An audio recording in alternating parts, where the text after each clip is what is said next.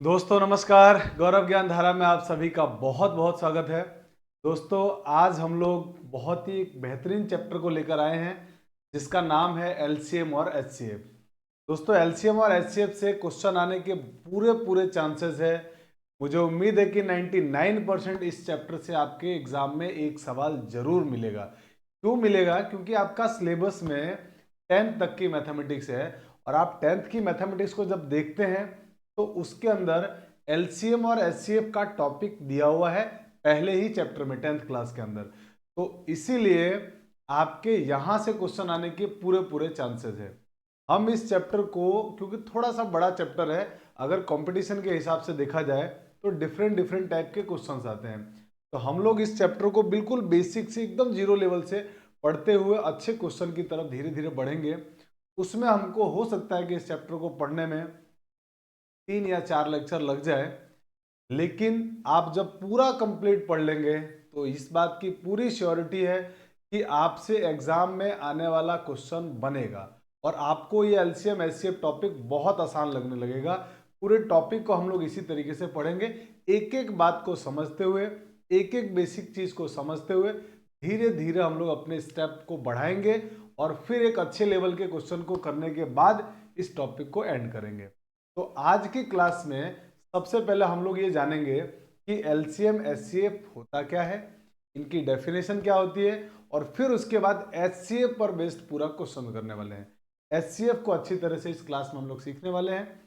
तो चलिए शुरू करते हैं आज की क्लास को। और आज की क्लास में सबसे पहले हम जो स्टार्ट करने वाले हैं टॉपिक, उसमें एलसीएम और एचसीएफ जो हमारा टॉपिक है, इस एलसीएम और एचसीएफ के अंदर दोस्तों हम ये जानने की कोशिश करते हैं कि सबसे पहले इनका मतलब क्या होता है। तो एलसीएम का जो पूरा नाम होता है वो होता है लीस्ट कॉमन मल्टीपल, लघुत्तम समापवर्तक। लघुत्तम समावर्तक, ये इसका पूरा नाम होता है हिंदी और इंग्लिश में, लीस्ट कॉमन फैक्टर और लीस्ट कॉमन मल्टीपल। इसी तरीके से एचसीएफ का जो नाम होता है वो होता है हाईएस्ट कॉमन फैक्टर, महत्तम समावर्तक, महत्तम समावर्तक, ये इनका नाम है। अब इस नाम में किसी को दिक्कत नहीं आ रही होगी, दिक्कत यहां आ रहा होगा कि सर लीस्ट का मतलब तो समझ में आता है कम से कम, लीस्ट का मतलब तो होता है कम से कम, ये बात समझ में आ गई। कॉमन भी मुझे समझ में आता है कि जैसे 2-4 चीजें दे रखी है, उन सब में जो चीज दी हुई है वो होती है कॉमन लेना, सब में जो समान क्वालिटी है वो कॉमन। जैसे अगर हम बात करें कि कॉमन के बारे में, तो मान लीजिए कि आपके पास लिखा हुआ है 2 और 4, तो आप कहेंगे सर इसमें कॉमन क्या आएगा? तो सर कॉमन आएगा इसमें 2, दोनों में 2 है इसीलिए कॉमन आएगा 2। तो कॉमन का मतलब तो सर समझ में आता है, कॉमन का मतलब में कोई दिक्कत नहीं है। आप ये बताइए इस मल्टीपल का मतलब क्या है? मल्टीपल मतलब, मल्टीपल का मतलब होता क्या है, क्या मतलब है इसका? तो दोस्तों हम सबसे पहले जानते हैं कि इस मल्टीपल का मतलब क्या होता है। मल्टीपल का मतलब है, मल्टीपल को बोलते हैं हिंदी में गुणज, गुणज या गुणक, ये इसका हिंदी में मतलब होता है। अब अगर ये मतलब है तो ये है क्या सर, क्या मतलब हुआ? मुझे इसका कुछ समझ में नहीं आ रहा है कि मल्टीपल का मतलब, आपने गुणज या गुणक तो बताया पर ये भी मुझे समझ में नहीं आ रहा है ये क्या होता है। जैसे मान लीजिए मैंने एग्जाम्पल के लिए कोई नंबर लिया 15 और मैंने कहा आप इसके सारे मल्टीपल बता दो, सारे मल्टीपल क्या होंगे वो बताइए, यानी सारे गुणज क्या होंगे वो आपको बताना है। तो आप क्या करेंगे मेरे दोस्त, आप तुरंत 15 के टेबल बोलने लगेंगे, पहाड़ा बोलने लगेंगे। तो वो होगा 15 एकम 15, 15 दूनी 30, 15 तिया 45, 15 चौक 60, 15 पंजे 75, 15 छिंग 90, 15 सत्ते 105, और इसी टाइप से इनफाइनाइट नंबर आने वाले हैं, बहुत सारे नंबर आने वाले हैं। और ये जो सारे नंबर आए हैं इन्हीं सारे नंबर को बोलते हैं मल्टीपल या गुणज या गुणक, ये कहलाते हैं 15 के गुणज। अब सर नीचे आ जाइए, गुणक तो समझ में आ गया सर, बहुत अच्छी तरह समझ में आ गया। जैसे मान लो एक और एग्जांपल लेके देख लेते हैं, जैसे मान लो बोला जाए 8 और आपसे किसी ने कहा कि आप 8 के गुणज बताओ या मल्टीपल बताओ क्या होंगे, तो 8 के गुणज क्या होंगे दोस्त? 8 8 दूनी 16, 8 तिया 24, 8 चौक 32, 8 पंजे 40, 8 छिंग 48 और इसी टाइप से बहुत सारे नंबर आने वाले हैं। ये बात समझ में आ गई। तो गुणज का मतलब तो सर समझ में आ गया। अब आ जाओ नीचे कि सर नीचे अगर हम चलते हैं तो मुझे ये बात भी समझ में आती है कि हाईएस्ट का मतलब होता है सबसे बड़ा। हाईएस्ट का मतलब होता है सबसे बड़ा। जरा हम लोग इसकी डेफिनेशन के अंदर इसके मतलब समझते हैं। नाम का मतलब समझना बहुत जरूरी है, फिर हमको डेफिनेशन समझना आसान हो जाएगा। कॉमन भी आप समझा चुके हो सर, कॉमन में दिक्कत नहीं है। आप तो बताओ फैक्टर का मतलब क्या है मेरे दोस्त। फैक्टर को हिंदी में बोलते हैं गुणनखंड। फैक्टर को हिंदी में क्या बोलते हैं? गुणनखंड बोलते हैं। अब सर ये गुणनखंड क्या बीमारी है, ये गुणनखंड क्या होता है, ये समझाओ आप। तो दोस्तों गुणनखंड का मतलब है, जैसे मान लीजिए मैंने 15 लिया, तो 15 के गुणनखंड क्या क्या होने वाले हैं, 15 के फैक्टर क्या क्या होंगे, हम इसके बारे में बात करना चाहते हैं। तो 15 के फैक्टर का मतलब 15 वो संख्याएं होंगी जो 15 को काट दे। फैक्टर का मतलब वो संख्याएं जो 15 को काटे, यानी जिनका 15 में भाग चला जाए। तो सर ऐसी पहली संख्या कौन सी है? 1, फिर 3, इसके बाद 5, इसके बाद 15। इसके अलावा कोई संख्या नहीं है जो 15 की फैक्टर बन सके। ये होता है फैक्टर का मतलब। ठीक है। इसी प्रकार से अगर हम 8 के बारे में बात करें, 8 के फैक्टर क्या होंगे, तो 8 के फैक्टर वो होंगे जो 8 को काट दे। तो कौन कौन से संख्या होंगे? आप कहेंगे सर 1, 2, 4 और खुद 8। इसके अलावा इसके कोई गुणन, कोई इसके अलावा कोई इसके फैक्टर नहीं है, कोई गुणनखंड संभव नहीं है। इसका मतलब ये हुआ कि आपको मल्टीपल और फैक्टर दोनों का मतलब समझ में आ गया कि जो हम एलसीएम एचसीएफ पढ़ने जा रहे हैं उसमें ये एम और सी बड़ा इंपॉर्टेंट है, एम और एफ बड़ा इंपॉर्टेंट रोल प्ले करेगा। तो इसका मतलब तो सर समझ में आ गया, ये एम का और एफ का ये बहुत इंपॉर्टेंट है। और दूसरा एल और एच, लीस्ट और हाईएस्ट, ये भी बड़ा काम का है। तो मुझे लगता है इस जो एलसीएम एचसीएफ का बेसिक मतलब था ना, वो आपको समझ में आ गया कि मल्टीपल क्या होता है, फैक्टर क्या होता है, दोनों में कोई दिक्कत नहीं है। अब यहां से एक बात और समझिए, एक बात आप ये और समझिए कि आप देख रहे हैं मल्टीपल बहुत सारे आ रहे हैं, लेकिन गुणनखंड बहुत सारे नहीं है, बहुत लिमिटेड है, बहुत कम है, अनंत तक नहीं जा रहे हैं। इसका मतलब ये हुआ कि हम ये कह सकते हैं, हम यहां से ये कह सकते हैं कि जो हमारे मल्टीपल होते हैं ना, मल्टीपल माने गुणज, मल्टीपल मल्टीपल अनंत होते हैं, संख्या के मल्टीपल अनंत होंगे, बहुत सारे होंगे। जबकि गुणनखंड या फैक्टर जो हैं वो निश्चित होंगे, कम होंगे। फैक्टर निश्चित, फैक्टर की संख्या निश्चित होगी, फैक्टर की संख्या निश्चित होगी, ये अनंत नहीं हो। ये भी आपको एक छोटी सी बात समझ में आ गई कि हाँ सर यहां तक तो बहुत अच्छी तरह समझ में आ गया, यहां तक तो कोई दिक्कत नहीं है। अब आप जल्दी से इसका स्क्रीनशॉट लीजिए, फिर हम लोग आगे बढ़ जाते हैं। अब बढ़ते हैं हम लोग आगे। जब हमने इस पूरी बात को समझ लिया, अपने स्क्रीनशॉट भी ले लिया, तो अब इसकी धीरे धीरे हम लोग डेफिनेशन की तरफ बढ़ते हैं। क्या हम इसकी परिभाषा बताएंगे एलसीएम और एचसीएफ की। दोस्तों आगे चलते हैं। अब हम जानते हैं इसकी परिभाषा, उसके लिए हमारे को कुछ एग्जाम्पल लेने पड़ेंगे और उस एग्जाम्पल की हेल्प से समझ क्या परिभाषा होगी। जैसे मान लीजिए आपसे किसी ने कहा कि संख्या 12 और 18 का एलसीएम ज्ञात करो, ये मान लो आपसे किसी ने कहा। तो आप क्या करेंगे, आपके पास चॉइस क्या है, आप 12 और 18 के मल्टीपल लिखते जाएंगे। देखिए ऐसे ही तो आप करेंगे, 12 लिखेंगे, नीचे यहाँ पे 18 लिखेंगे, इनके मल्टीपल लिखना शुरू करेंगे आप। मल्टीपल 12 एकम 12, 12 दूनी 24, 12 तिया 36, 12 चौके 48, 12 पंजे 60, 12 छिंग 72। इसी टाइप से आप कुछ मल्टीपल लिखेंगे।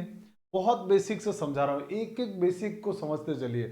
बेसिक अगर क्लियर हो गया तो सवाल तो बिल्कुल दम नहीं बचेगा, सवाल तो एकदम ढेर कर देंगे हम लोग। 18 के मल्टीपल लिखिए। 18, 18 दूनी 36, 18 तिया 54, 18 चौक 72, 18 पंजे 90 और 18 छिंग 108। इसी टाइप से बहुत सारे मल्टीपल आने वाले हैं। अब जरा समझते हैं कि हमारे को निकालना है एलसीएम, और एलसीएम अगर निकालना है तो एलसीएम का मतलब क्या था। तो हमने ये पढ़ा था कि एलसीएम का मतलब होता है, एल का मतलब है लीस्ट माने सबसे कम, और कॉमन और मल्टीपल। लीस्ट कॉमन मल्टीपल, सबसे कम यानी सबसे छोटा, कॉमन और गुणज चाहिए। सबसे छोटा कॉमन और गुणज, इन दोनों में क्या है। तो पहले तो आप कॉमन कॉमन ढूंढो, कौन कौन कॉमन आ रहे हैं। आप कहोगे सर कॉमन पहला तो ये आ रहा है, इस गुणज के अंदर जो हमने मल्टीपल बनाए हैं उसमें कॉमन एक तो ये है। एक कॉमन आपको सर यहां मिल रहा है। इसी तरीके से और भी कॉमन मिलते जाएंगे, आपको बहुत सारे कॉमन मिलेंगे। लेकिन हमको कौन सा ढूंढना है कॉमन, लीस्ट माने सबसे छोटा। तो इन सबरे नंबर में सबसे छोटा 18 और 12 के मल्टीपल में सबसे छोटा कौन सा कॉमन नंबर मिला, तो आप कहेंगे सर 36 मिला।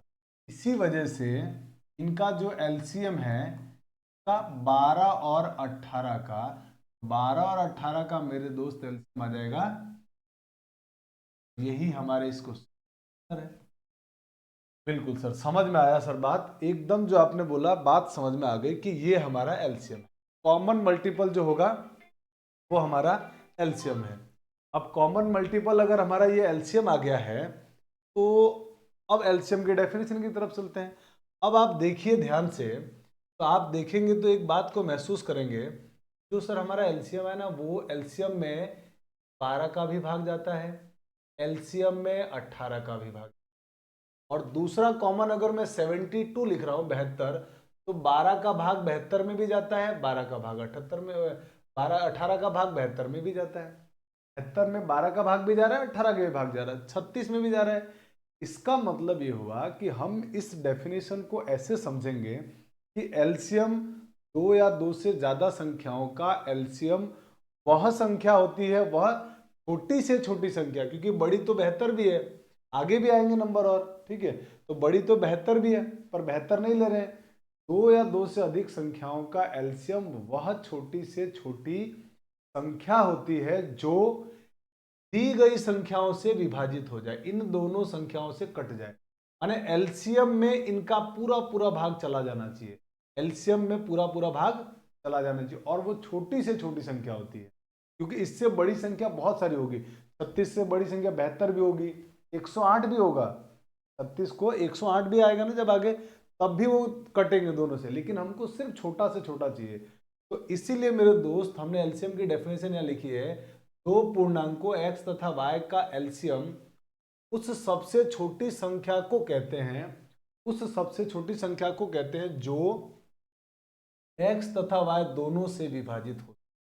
x तथा y, ये x और ये y तो दोनों से विभाजित हो रहा है, और वो छोटी संख्या का मतलब आपको डेफिनेशन बिल्कुल अच्छे से समझ में आ गई कि एलसीएम वह छोटी से छोटी संख्या होती है जो दी गई दोनों या तीनों जितनी भी संख्याएं दी गई है उन सबसे विभाजित हो जाए। मुझे लगता है मैंने आपको एलसीएम की परिभाषा बहुत अच्छी तरह से समझा दिया। चलिए अब आप स्क्रीनशॉट ले लीजिए, फिर हम लोग बढ़ते हैं आगे। तो दोस्तों अब हम चलते हैं आगे और एचसीएफ की डेफिनेशन को समझते हैं कि एचसीएफ की क्या डेफिनेशन होती है। तो हम फिर से वही हम अपना एग्जांपल लेते हैं 12 और 18 का ही। मान लीजिए आपके पास एग्जांपल आया कि संख्याओं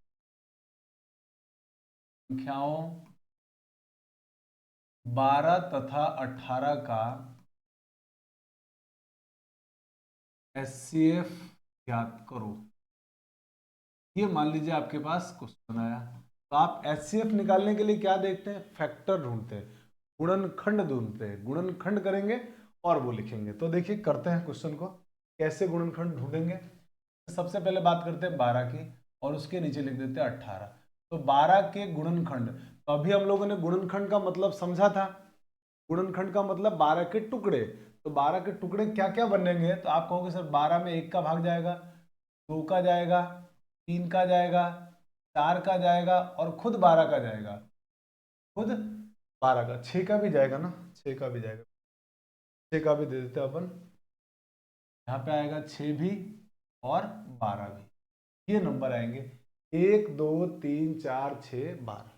ये इसके सारे पॉसिबल गुणनखंड हो गए। अब बात करते हैं 18 के। 1 2 3 के बाद 3 के बाद 6, 6 के बाद 9 और उसके बाद 18। इसके अलावा इसके गुणनखंड नहीं होंगे, इसके अलावा 18 के गुणनखंड नहीं होंगे। तो ये सारे गुणनखंड आ गए। अब बात करते हैं कि सर एचसीएफ का मतलब बताओ। तो दोस्तों हम लोगों ने एचसीएफ के अंदर क्या लिखा था, तो सर आपने बताया था कि एफ का मतलब हो गया फैक्टर माने गुणनखंड, जो कि हमने कर दिया है। सी का मतलब आपको कॉमन ढूंढना है, कॉमन फैक्टर ढूंढना है। ढूंढिए कॉमन फैक्टर। पहले तो आ गया 1, फिर आ गया 2, फिर आ गया 3, इसके बाद कॉमन क्या आ गया, इसके अलावा कुछ भी कॉमन नहीं है। दो बातें क्लियर होगी। अब H का मतलब था सर हाईएस्ट, माने सबसे बड़ा कॉमन फैक्टर। बताइए मुझे इन सब में सबसे बड़ा कॉमन फैक्टर कौन सा है। तो आप कहेंगे सर सबसे बड़ा कॉमन फैक्टर ये 6 है। इसका मतलब ये हुआ मेरे दोस्त कि HCF of 12,18 is equal to हो गया 12,18 का HCF कितना होगा, 6 होगा। मुझे लगता है आपको एचसीएफ की जो बारीकियां थी ना, बहुत छोटी छोटी चीजें, वो मैंने आपको समझा दिया कि एचसीएफ की परिभाषा से ही हमने जो नाम है ना, उसी से हमने ये बात निकाली है कि फैक्टर बनाओ, उसके कॉमन लो, और कॉमन फैक्टर में भी हाईएस्ट वाला, सबसे बड़ा वाला। तो आपको एचसीएफ बहुत अच्छी तरह समझ में आ गया। अब इसकी परिभाषा की तरफ चलते हैं। तो परिभाषा में देखिए बहुत सारे कॉमन फैक्टर आ रहे थे, पर हमने कौन सा कॉमन फैक्टर लिया, सबसे बड़ा। तो इसका मतलब मेरे दोस्त जो एचसीएफ होता है वो एचसीएफ वह सबसे बड़ी संख्या होती है जो इन दोनों संख्याओं को काट दे, इन दोनों को काट दे, माने इन दोनों से को विभाजित कर दे। ये बात है। एलसीएम में उल्टा हो रहा था, ये दोनों विभाजित कर रही थी सबसे छोटी संख्या को। एचसीएफ में उल्टा, एचसीएफ इन दोनों को विभाजित करेगा और सबसे बड़ा होगा ये सबसे बड़ा होगा। मुझे लगता है बात समझ में आ गई कि एचसीएफ वह बड़ी से बड़ी संख्या होती है जो दी गई संख्याओं को विभाजित कर दे। दी गई संख्याओं से विभाजित होगा तो एलसीएम बन जाएगा, लेकिन अगर दी गई संख्याओं को विभाजित कर दे सबसे बड़ी संख्या, तो वो बन जाएगी एस। तो वही हमने यहाँ परिभाषा में लिखा है कि दो पूर्णांकों x तथा y का एचसीएफ उस सबसे बड़ी संख्या को कहते हैं जो x तथा y दोनों को विभाजित कर दे। अब c की जगह को आ गया है, को विभाजित कर सके। ये हमारे पास एचसीएफ की परिभाषा थी। तो मैंने आपको एलसीएम, एचसीएफ का मतलब, एलसीएम की परिभाषा, एचसीएफ की परिभाषा, दोनों बातें समझा दिया। एकदम बेसिक पूरा एलसीएम एचसीएफ का मैंने आपको बता दिया। जल्दी से आप स्क्रीनशॉट ले लीजिए, आगे बढ़ते हैं। चलिए अब हम आते हैं एचसीएफ को कैसे ज्ञात करेंगे। सर एचसीएफ ये सब तो हमने जान लिया, बेसिक बेसिक बातें जो हमारे मतलब की थी सब जान लिया। तो हमारे पास अब टॉपिक है method of finding HCF, HCF ज्ञात करने की। दोस्तों एचसीएफ ज्ञात करने के लिए हम लोग 3 विधि का यूज करते हैं। जनरली वैसे देखा जाए तो किताबों में विधि तो 2 ही मिलती है, तो भाग विधि और एक अभाज्य गुणनखंड विधि। तीसरी विधि जब हम बेसिक को पढ़ते हैं ना, बहुत अच्छी तरह से बेसिक को जैसे पढ़ लेते हैं, तो पढ़ने के बाद हमको समझ में आता है कि यार अंतर कर देने से एचसीएफ आ जाता है। जैसे तो तीसरी विधि का नाम है हमारे पास क्या, डिफरेंस मेथड, माने अंतर विधि। जैसे देखिए आप, जैसे इससे पहले जो हमने पहले एग्जाम्पल लिया था 18 और 12, तो एचसीएफ कितना आया था, 6 आया था। तो अगर मैं इन दोनों का अंतर बोल दूं, आप कहोगे सर अंतर 6 आ रहा है, मैंने 6 एचसीएफ हो गया, है कि नहीं आसान। तो ये सब हमको पढ़ने से मालूम पड़ता है। जब पढ़ते हैं, बेसिक बातों को जानते हैं, तब हमको ये बात समझ में आती है। तो इसीलिए हम लोग 3 मेथड का यूज करने वाले हैं पूरी कहानी में। सबसे पहला है भाग विधि, जिससे क्वेश्चन को करना लेंदी प्रोसेस होता है, बड़ा होता है, लेकिन फिर भी पढ़ना पड़ेगा क्योंकि सवाल बनता है यहाँ से एग्जाम में। भाग विधि से सवाल करने को आता है, कैसा सवाल आता है वो हम लोग आगे जानेंगे। और दूसरा प्राइम फैक्टर मेथड माने अभाज्य गुणनखंड विधि, और तीसरा है अंतर विधि या डिफरेंस मेथड। तो हम सबसे पहले पढ़ते हैं डिवीजन विधि, भाग विधि। भाग विधि से सवाल को करते कैसे हैं और इस पर आधारित क्वेश्चन एग्जाम में कैसा आता है उसको जरा समझते हैं। बहुत कंसंट्रेशन बना के बहुत ध्यान से आप देखिएगा, आपको अंत तक जब पूरा देखेंगे डेफिनेटली आपको एससीएफ के अंदर बहुत अच्छा फील होगा, बहुत राहत महसूस होगी कि हाँ अब मुझे एलसीएम एचसीएफ भी आ गया है। आराम से समझते चलिएगा एक एक बातों को। क्वेश्चन है हमारे पास पहला कि 55 और 210 का एचसीएफ ज्ञात करो। 55 और 210 का एचसीएफ भाग विधि से ज्ञात करेंगे हम लोग जिस विधि का अभी प्रयोग करेंगे वो भाग विधि। बाद में इसकी शॉर्टकट विधियां पढ़ेंगे, तरीके पढ़ेंगे फैक्टर और ये भी, लेकिन पहले भाग विधि जानते हैं क्योंकि सबसे लेंदी विधि है, सबसे खराब विधि है, लेकिन इसको सीखना पड़ेगा, सवाल आएगा इसके ऊपर। देखिए 55 210, आप सबसे जो छोटा संख्या है ना, छोटी संख्या से बड़ी संख्या में भाग दो। तो छोटी संख्या आपके पास है 55, 55 का 210 में भाग देना है। बहुत ध्यान से सीखिएगा कंसंट्रेशन बना के। 55 का भाग 210 में, आप कहेंगे सर 55 का 210 में जब हम भाग देंगे तो 55 का 210 में भाग 3 बार जाएगा, और 3 का 55 से गुणा कर दो तो 3 पंजे 15 के 5 हासिल 1, और 3 पंजे 15 और 1 हासिल हो गया 16, तो 100। अब इसमें से इसको घटाते हैं, सबको मालूम है, तो इधर से 1 हासिल लिया, 10 में से 5 घटा दिया 5, यहाँ बचेगा 20, 20 में से 16 घटाएंगे तो 45 आ गया। फिर यहाँ पे ऐसा भाग का निशान बनाओ, और अब क्या करना है आपको, ये जो 55 है ना, ये वाला, ये 55 को यहाँ लिखना है, इस 55 को यहाँ लिखना है, यहाँ लिख दो। अब 55 में 45 का भाग कितनी बार जाएगा, तो आप कहेंगे सर 1 बार जाएगा, ये आ गया हमारे पास। अब 55 में से 45 घटा दो, तो 55 में से 45 घटाओगे 10। ये प्रोसेस तब तक करते रहना जब तक अंतिम शेषफल आपका 0 नहीं आ जाता। अब आप क्या करोगे, सीधे यहां पे ऐसा साइन बनाओ, फिर बनाने के बाद 45 को यहां उतार दो, 45 को यहां लिख दो। 45 को यहां लिखा तो 10 का भाग 45 में 4 बार जाएगा, 10 चौके। अब आप इसमें से इसको घटाओ 5, अभी भी शेषफल 0 नहीं आया। अब क्या करो, फिर से ऐसा निशान बनाओ, इस 10 को यहां लिख दो। अब इस 10 को यहां लिखोगे तो 5 दूनी 10। अब आप कहोगे सर 0 आ गया, शेषफल पूरा पूरा भाग चला गया।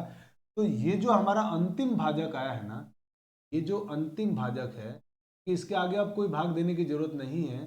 तो जो अंतिम भाजक है हमारा, अंतिम भाजक, ये अंतिम भाजक ही एचसीएफ होगा। ये अंतिम भाजक ही हमारा क्या होगा, एचसीएफ कितना आ गया, 5। तो आपको लगा होगा कि सर बहुत लेंदी मेथड है, लेकिन सवाल आएगा इसके ऊपर, बहुत सवाल आएंगे। हालांकि इसका शॉर्ट मेथड भी अपन करेंगे बहुत आराम से, लेकिन ये समझना जरूरी है। आई थिंक कुछ लोगों को ये बात समझ में आई होगी, कुछ लोगों को समझ में नहीं। तो अगला एग्जाम्पल करते हैं, उससे भी जानते हैं। जल्दी से स्क्रीनशॉट ले लीजिए आप, फिर हम लोग आगे बढ़ते हैं। फिर इसका समझेंगे कि हम ये पढ़ क्यों रहे हैं, ये बात भी हम समझेंगे। तो देखिए स्क्रीनशॉट ले लिया होगा आपने। अब जरा एक एग्जाम्पल और लेते हैं और उससे जरा समझने की कोशिश करते हैं कि भागफल विधि थी क्या। तो जिनको समझ में नहीं आया पहला एग्जाम्पल, दूसरे एग्जाम्पल पे कॉन्सेंट्रेट करिए। क्या करना है आपको, भाग विधि से एचसीएफ निकालने के लिए इन दोनों में से जो छोटी संख्या है ना, उससे बड़ी संख्या में भाग दे दो। तो आप कहेंगे सर 52 छोटी संख्या है और 90 बड़ी संख्या।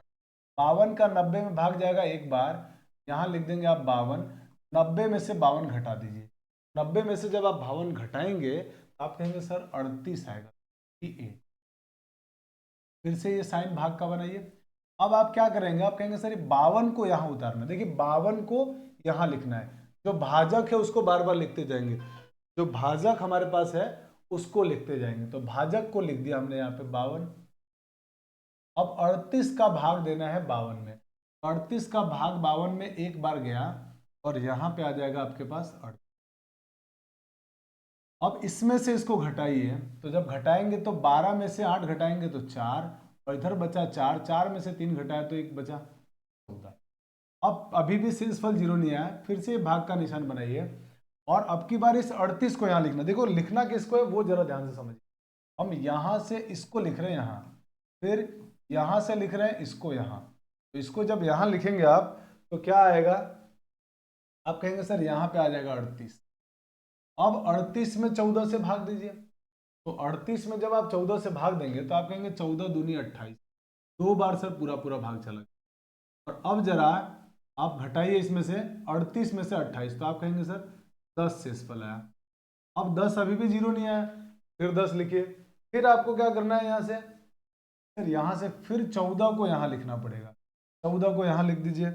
जब 14 को आप यहाँ लिखेंगे, यहाँ 14 में 10 का भाग एक बार जाएगा, 10 आ गया, और यहाँ 14 में से 10 घटाएंगे तो आएगा 4, और फिर भाग का निशान, फिर से भाग का निशान लगाया। फिर आप यहाँ से इस 10 को यहाँ लिख दीजिए। तो इस 10 को जब आप यहाँ लिखेंगे तो ये आ जाएगा 10।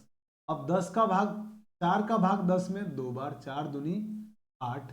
शेषफल कितना बचा मेरे दोस्त, तो यहाँ बचेगा 2। फिर 2 में भाग देंगे, अभी भी शेषफल 0 नहीं आया है ना। आपको थोड़ा इरिटेटिंग लग रहा होगा, लेकिन जब सवाल आएगा ना, उस सवाल को बनाते समय आपको मजा आएगा कि यार हाँ बहुत आसान है। इस 4 को यहाँ लिख देंगे, 4 का भाग 2 में 2 बार, 4 आ गया, शेषफल 0 आ गया। ये जो हमारा अंतिम भाजक आया है, ये अंतिम भाजक ही हमारा, ये हमारा प्रोसेस है। इस तरीके से हम लोग सवालों को हल करते हैं, ठीक है। तो अंतिम भाजक हमारा 2 आया, और 2 ही हमारे इस सवाल का आंसर है। अब आप में से कुछ लोगों को दिक्कत हुई होगी, समझ में तो आ गया होगा कि हाँ इस तरीके से करना है, ऐसे करना है। ये पढ़ क्यों रहे, ये सीख क्यों रहे हम लोग, क्या मतलब है इसका। जब हमारे पास आसान तरीके हैं एचसीएफ निकालने के दो संख्याओं का, तो हम ये भाग विधि पढ़ क्यों रहे हैं। तो मेरे दोस्त, हम भाग विधि इसलिए पढ़ रहे हैं, अब कॉन्सेंट्रेट करके फिर समझना, भाग विधि इसलिए पढ़ रहे हैं, जैसे इस सवाल की मैं बात करूं आपसे, तो आपके क्वेश्चन वाला आपको क्या करेगा, क्वेश्चन वाला आपसे है ना भाग विधि से एचसीएफ निकलवाएगा नहीं, वो उल्टा प्रोसेस करने के लिए कहेगा आपसे। उल्टा प्रोसेस मतलब वो कहेगा कि किसी दो संख्याओं को एचसीएफ निकालने के भाग विधि से एचसीएफ निकालने के दौरान 3, 1, 4 और 2 ये तो लगातार भाग आए, भागफल आए, क्रमशः भागफल प्राप्त हुए, और अंतिम भाजक देगा आपको 5। अंतिम भाजक देगा 5। अब कहेगा कि वो दोनों संख्याएं बताओ आपसे। मतलब आप समझ रहे हो, अभी तक हम ये सब निकाल रहे थे और लास्ट भाजक, आपसे ये सब निकलवाएगा नहीं, वो ये सब देगा वो क्वेश्चन वाला, और आपसे संख्याएं निकलवाएगा। तब आपके पास यही चॉइस बचती है कि आप उल्टा चलना सीखो, तब हमारे को इस विधि का प्रयोग करना और बहुत अच्छी तरह से यूज करना होता है। अब इस विधि को जरा हम समझते हैं, इसका अगर उल्टा प्रोसेस आ जाए तो हम कैसे सॉल्व करेंगे। जैसे मान लो यही सवाल होता हमारे पास, यही क्वेश्चन होता, और कहा होता कि 3, 1, 4 और 2 ये लगातार भागफल आए, और अंतिम भाजक भी दे दिया आपको 5, ये भी देगा, ये सब चीजें वो देगा क्वेश्चन में। और अब आपको कहा जाएगा कि ये जो दोनों संख्या यहां होगी वो बताओ अब क्या होगा। तो आप कहेंगे कि सर यहां पर शेषफल, इसका मतलब 0 आया होगा, अंतिम भाजक है तो, और शेषफल 0 आया है, तो आप क्या करेंगे, इन दोनों का गुणा यहां लिख देंगे, 5 दूनी 10, और इन दोनों को जोड़ के ऊपर लिख देंगे। देख रहे हैं आप, यहां तक पहुंच गए। अब मालूम है आपको ये 10 कहां से आया था, यहां से। तो अगला जब ऊपर जाएंगे तो इस 10 को लिखेंगे यहां, इस 10 को लिखेंगे यहां। थोड़ा कॉन्सेंट्रेट होकर समझना पड़ेगा है ना इस टॉपिक को, क्योंकि सवाल एग्जाम में आएगा। तो इस 10 को यहाँ, 10 और 4 40 यहाँ लिख दीजिए।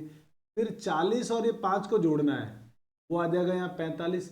फिर आप कहेंगे सर ये 45 यहाँ से आया होगा, ये 45 यहाँ से आया होगा।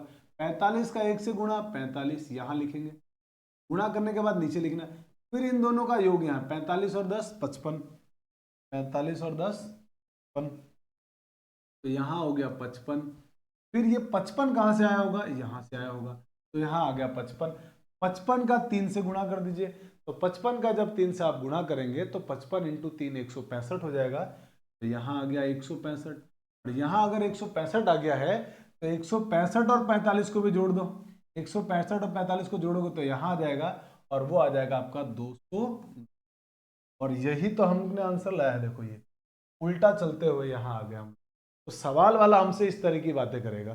तो मुझे लगता है आपको भाग विधि समझ में आ गई, और उल्टा जाना भी सीख लिया, और नहीं सीखा तो और सवालों में हम लोग सीखेंगे। लेकिन भाग विधि को सीखना थोड़ा सा जरूरी है, क्योंकि सवाल इस पर पूछे जाएंगे।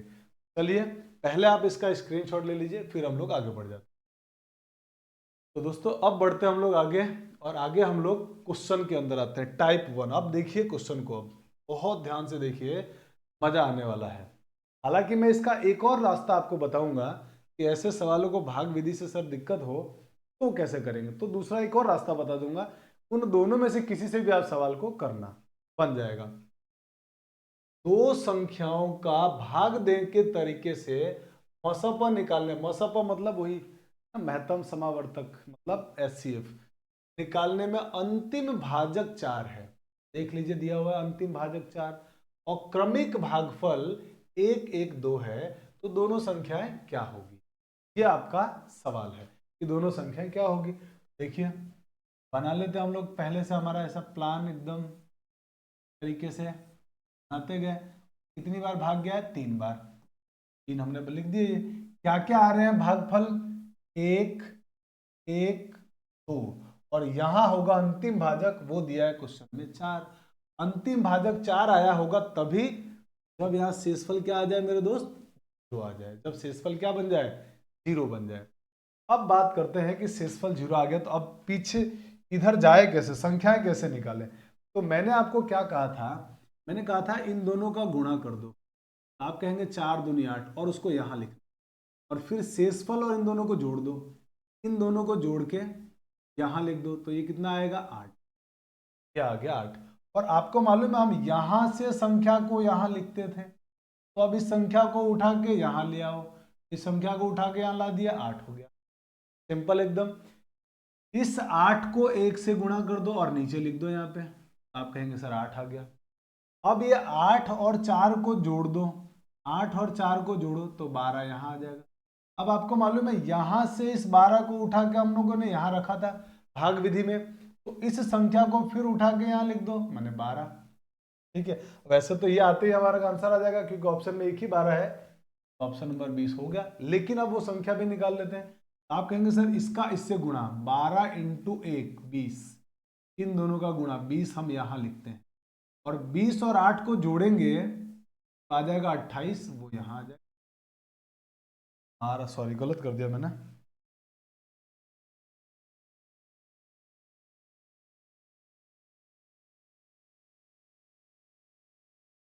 12 एकम यहाँ पे आएगा 12, 12 और 8 को जब आप जोड़ेंगे तो क्या आ जाएगा 20। तो आपकी जो दो संख्याएं आपकी आंसर आने वाली है, वो संख्याएं क्या होगी, 12 और 20। मुझे लगता है आपको मेरी ये बात समझ में बहुत अच्छे से आ चुकी है कि सर हाँ ऐसा सवाल भी आएगा तो आप बना लेंगे। और अगर फिर भी नहीं समझ में आया तो देखिए अगला क्वेश्चन करते हैं, शायद समझ में आ जाए। तो जल्दी से स्क्रीनशॉट ले लीजिए, बढ़ते हैं अगले क्वेश्चन। और अगला क्वेश्चन बहुत ही प्यारा सा आपके सामने ये रहा, इसको भी सॉल्व करते हैं और इसको भी जानते हैं कि कैसे सॉल्व करें। क्या क्वेश्चन वाला कह रहा है, दो संख्याओं का भाग के तरीके से मसप निकालने में अंतिम भाजक 40 है। अंतिम भाजक 40 दिया हुआ है तथा क्रमिक भागफल 2 3 और 5 है, तो दोनों संख्याएं क्या होगी। फिर से देखिए वैसा ही क्वेश्चन आ गया है, अंतिम भाजक दिया हुआ है, क्रमिक भागफल दिए हुए हैं, तो यहां तक हम चले गए और यहां तक की बातें को हमने इस तरह से लिख दिया। अब तुरंत हम क्या करते हैं, हमारे भागफल क्या क्या आ रहे हैं, 2 आ रहा है, 3 आ रहा है और 5 आ रहा है। अंतिम भाजक क्या है, तो आप कहेंगे अंतिम भाजक सर 40 है, 40 लिख दीजिए। फिर मैंने आपको क्या कहा था कि आप इन दोनों का गुणा यहां लिखना, इन दोनों का गुणा यहां। बहुत ध्यान से समझिएगा, क्योंकि एक बार समझने के बाद जब आप खुद क्वेश्चन को करेंगे ना, आपको फिर पक्का हो जाएगा, यहाँ अब बन जाएगा, प्रैक्टिस करनी पड़ेगी। कि 40 इंटू 5, तो आप कहेंगे सर 40 इंटू 5 200, 200 में 0 को जोड़ दीजिए और यहाँ लिख दीजिए। अब आपको मालूम होगा हमने 200 को यहाँ से लिखा होगा, जब सॉल्व कर रहे होंगे उल्टा, तो फिर से 200 को यहाँ उठा दो, लेके आ जाओ आप, क्योंकि उल्टा प्रोसेस कर रहे हैं। 200 को उठा के यहाँ लिख दिया। फिर आप क्या करेंगे, इस 200 का 3 से गुणा यहाँ लिख देंगे। आप कहेंगे सर ये हो गया 600, 600 और 40 को जोड़ दीजिए तो यहाँ आ जाएगा 640। फिर आप कहेंगे सर ये 640 जो है ना, हमने यहाँ से लाया था, तो वापिस इसको यही भेज दो, यहाँ हो गया 640, यहाँ 640 हो गया। अब आप 640 का गुणा करिए 2 से, 2 से गुणा करेंगे तो 640 का 2 से गुणा हो जाएगा 1280। अब सर 1280 और 200 को जोड़ लेते हैं तो आ जाएगा 1480। तो इस प्रकार से हमारा आंसर क्या हो गया, ये दो संख्या हो गई 640 और 1480। 40 और 1480, ये हमारे दो आंसर। इतना आसान है ना, बहुत सिंपल है, एकदम आसान है। चलिए स्क्रीनशॉट ले लीजिए। अब स्क्रीनशॉट लेने के बाद कि सर अब मान लीजिए मुझे ये समझ में नहीं आया, तो आपके पास दूसरा क्या ऑप्शन है, दूसरा ऑप्शन भी है। दूसरा ऑप्शन क्या है उसको जरा हम समझते चलते हैं, ठीक है, उसको भी जान लेते हैं कि वो कैसे करेंगे। अगर मान लीजिए ये मेथड सबसे बेस्ट है वैसे तो, अगर ये मेथड आपको बेस्ट नहीं लग रहा है तो मैं एक और तरीका बताता हूँ, शायद आपको वो मेथड बेस्ट लगे। वो मेथड ये है कि आपके पास जो भाजक दिए हुए हैं ना, भागफल दिए हुए हैं ना, 2 3 5, इसको उल्टा करके लिखिए, आप रिवर्स ऑर्डर में लिखिए, उल्टा करके लिखना है। तो 2 3 5 का उल्टा करेंगे तो क्या आ जाएगा, भागफल। मैं यहाँ लिख रहा हूँ, देखिए भागफल। एकदम कॉन्सेंट्रेट होके सीखिएगा, मेथड नंबर 2। और इधर मैं शेषफल लिखूंगा, शेष है ना, और फिर यहाँ जो भी संख्या आएगी वो हमारी आ जाएगी। तो भागफल हमारे ने जो दिया हुआ है ना, उसको उल्टा करके लिखना है। तो 2 3 5 का क्रम बदलेंगे तो हो जाएगा 5 3। अंतिम भाजक के पास जाइए, अंतिम भाजक भैया है 40, तो आप लिख दिए यहाँ पे 40, इंटू कर दीजिए, और लास्ट में शेषफल क्या बचता है अंतिम में, आप कहेंगे सर 0, या 0 लिख दीजिए। बहुत सिंपल है, भागफल को उल्टा क्रम में लिखा, अंतिम भाजक से गुणा, और शेषफल लास्ट में 0 आता है ना, तभी तो हम बोलते हैं इसको, देखिए 0 आ रहा है शेषफल, तो शेषफल हमने 0। अब इन दोनों को जोड़ दो तो आप कहेंगे सर ये हो गया 200। अब आप क्या करेंगे, अब मेरे दोस्त आप यहां से इस 200 को यहां लाइए, तो ये जो 40 है इसको यहां लिख, इस 40 को यहां लाइए, तो इस 40 को हमने क्या किया, यहां ला दिया, माफ कर देते, ये 40 को हमने यहां ला दिया। अब इन दोनों को जोड़िए, तो जब आप इन दोनों को जोड़ेंगे तो आप कहेंगे 40 इंटू 200 इंटू 3, 600, 600 प्लस 40 हो गया। अब आप फिर से वही काम, फिर से क्या सर, अब वापिस से इसको उठा के यहां लाइए, माने 40 प्लस इस 200 को उठा के यहां ला दीजिए, और अब जरा इनको जोड़िए, सॉल्व कीजिए। तो 640 का 2 से गुणा करेंगे तो आएगा 1280, 1280 प्लस 200 हो जाएगा 1480, और ये आया 1480। तो इस प्रकार से जो लास्ट के दोनों आंसर आए ना, अंतिम दोनों, यही आपकी वो संख्याएं होंगी। और ये देखिए यही हमारा आंसर आ रहा था 640 और 14। तो आप चाहें तो इस प्रकार से सॉल्व कर लें, ठीक है। मान लीजिए कि सर ये एक सवाल में नहीं समझ में आया, तो इससे जो पिछला क्वेश्चन हमने किया था उसमें समझते हैं, उसको भी इसी से, जैसे हमने ये वाला क्वेश्चन किया था भाग विधि से, इसको अगर दूसरे मेथड से करना है तो कैसे करेंगे, आइए समझते हैं।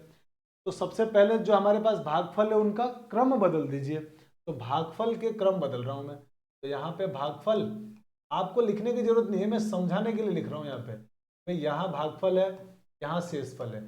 आपकी जब प्रैक्टिस हो जाए तो आपको कुछ लिखने की जरूरत नहीं है, आप तो क्वेश्चन में चलिए सीधे। तो इसका क्रम बदलेंगे तो 1 1 2 का क्रम पलटने के बाद आ जाएगा 2 1 1, फिर यहाँ अंतिम शेष 0 बचेगा, प्लस यहाँ पे अंतिम भाजक लिखेंगे 4, अंतिम भाजक। इसको सॉल्व करिए, कितना आएगा, तो आप कहेंगे 4 दूनी 8, 8 प्लस 0 हो गया 8। फिर आपको क्या करना है, आप कहेंगे सर इसको, ये जो 2 लिखा है उसको यहाँ ले, 8 लिखा है उसको यहाँ ले, तो इस 8 को यहाँ, ये जो 4 लिखा है उसको यहाँ लाएंगे, तो हमारे पास क्या बन जाएगा ये मेरे दोस्त, ये बन जाएगा यहाँ पर 8, और यहाँ पे प्लस में हो जाएगा ये। अब इनको सॉल्व कर लो, जब इनका गुणा करोगे तो 8 एकम 8, 8 और 4 हो गया, क्या आंसर आया 12। अब आगे चलते हैं फिर, अब फिर से आप क्या कहेंगे सर, ये 12 को आप यहाँ लिख दीजिए, और इस 8 को आप यहाँ ले आइए। तो यहाँ जब लाएंगे तो ये हमारे पास क्या बन जाएगा 12, और 12 इंटू 8 को यहाँ लाएंगे तो प्लस। अब यहाँ से 12 एकम 12 और 8 जोड़ दीजिए तो 20 हो जाएगा, और ये जो लास्ट की दोनों संख्याएं आई वही हमारी दो संख्याएं होंगी, और वही हमारे आंसर होंगे। और आप देखिए 12 और 20 ही इसका आंसर। तो आप इस तरीके से भी सवाल को बहुत आसानी से कर सकते हैं। आई होप कि मैंने आपको ये बहुत मुश्किल सा जो टॉपिक था, जो आपके लिए कठिन था, दो मेथड से बता के आसान बनाने की पूरी कोशिश की है। फिर भी आपको नहीं समझ में आया होगा तो आप एक बार और वीडियो को देखना और क्वेश्चन को खुद बनाने की कोशिश करना। थोड़ा मुश्किल जरूर है लेकिन आसान है जब आप प्रैक्टिस कर लेंगे तब। ठीक है, चलिए बढ़ते हैं आगे हम लोग अब। और अब हमारे क्वेश्चन नंबर 3 में आते हैं, तीसरा सवाल। अब इसको मैं जो हमारा सेकंड तरीका था उसी से जल्दी से बना दूंगा मैं। भाग के तरीके से मौसम निकालते समय ऊपर से नीचे भागफल का क्रम, ऊपर से नीचे भागफल का क्रम 3 1 3 है और अंतिम भाजक 6 है। तो दोनों संख्याओं का योग पूछा। अब की बार दोनों संख्या नहीं पूछा है, दोनों संख्याओं का योग पूछा है। तो क्या करेंगे, आप ये जो भागफल लिखे हुए हैं इसको उल्टे क्रम में लिख दीजिए, 3 1 3 3 1 3। उसके बाद यहां लिखिए आप अंतिम भाजक। अंतिम भाजक क्या 6 है और शेष यहां लिखते हैं 0। इनको जब सॉल्व करेंगे तो 6 × 3 18, 18 + 0 कितना बन जाएगा। इस 18 को उठा के आप यहां लाएंगे प्लस इस 6 को उठा के आप यहां लाएंगे। मैं एरो बना देता हूं इसमें भी ताकि आपको कंफ्यूजन ना रहे। इस 6 को उठा के यहाँ, इस 18 को उठा के हमने यहाँ लाया। और जब इन दोनों को आप जोड़ेंगे तो मेरे दोस्त ये बन जाएगा 18 × 18, 18 + 6 हो जाएगा 24। फिर से आप क्या करेंगे सर, हम फिर से काम करने वाले हैं, ये 24 को उठा के यहाँ, इस 18 को उठा के यहाँ। ये क्या बन जाएगा हमारे पास 24 × 3 और यहाँ पे आ जाएगा ये 18 और दोनों को जोड़ दीजिए तो ये होगा 24 × 3 72, 72 72 + 18 हो जाएगा 90। या अंतिम जो दो संख्याएं आई वो दो संख्याएं थी, लेकिन आपसे दोनों संख्याओं का क्या पूछा गया सवाल में, योग। तो दोनों संख्याओं का अगर योग पूछा है तो दोनों को जोड़ दो। तो दोनों संख्याओं का योग क्या हो जाएगा, 4 + 0 4 और 9 और 2 11, 114 ही हमारे इसका आंसर है। और ऑप्शन नंबर ए हमारा। तो एकदम आसान है, बिल्कुल भी मुश्किल नहीं है। चलिए यहां तक की बात आपको समझ में आ गई मेरे दोस्त। अब चलते हैं अगले क्वेश्चन में। और अगला क्वेश्चन भी बिल्कुल इसी तरीके से है। ये क्वेश्चन मैं नहीं कर रहा हूं, ये आप लोगों के लिए दे रहा हूं। आप लोग इसका आंसर सॉल्व करके और कमेंट करके बताइएगा कि आपका आंसर क्या आया। फिर मैं आपको लास्ट में कमेंट में आपको रिप्लाई कर दूंगा कि इसका आंसर क्या आया है। पहले आप लोग सॉल्व कीजिए और उसके बाद उसका आंसर मुझे कमेंट में बताएंगे। ठीक है, चलिए तो ये आपके लिए है, स्क्रीनशॉट ले लीजिए क्वेश्चन का। फिर बढ़ते हैं आगे हम लोग और हम जानते हैं इसके अंदर सेकंड जो हमारा तरीका है भाग इसको सॉल्व करने का, गुणनखंड विधि। तो उससे हम लोग सवाल को जानने की कोशिश करते हैं, या इसको हम लोग अगले लेक्चर में करेंगे। ठीक है, इसको नेक्स्ट लेक्चर में कर देते हैं क्योंकि वीडियो बहुत लंबी हो जाएगी फिर। तो हम लोग आज यहीं तक पढ़ते हैं और अगली क्लास में हम लोग इसके जो दो मेथड है उसको पढ़ेंगे। तो दोस्तों आज की क्लास में इतना ही पढ़ते हैं, मिलते हैं नेक्स्ट। और अगली क्लास में हम जो हमारे बचे हुए दो मेथड है एचसीएफ ज्ञात करने के उसको पढ़ने वाले हैं। थैंक्स फॉर वॉचिंग, जय हिंद।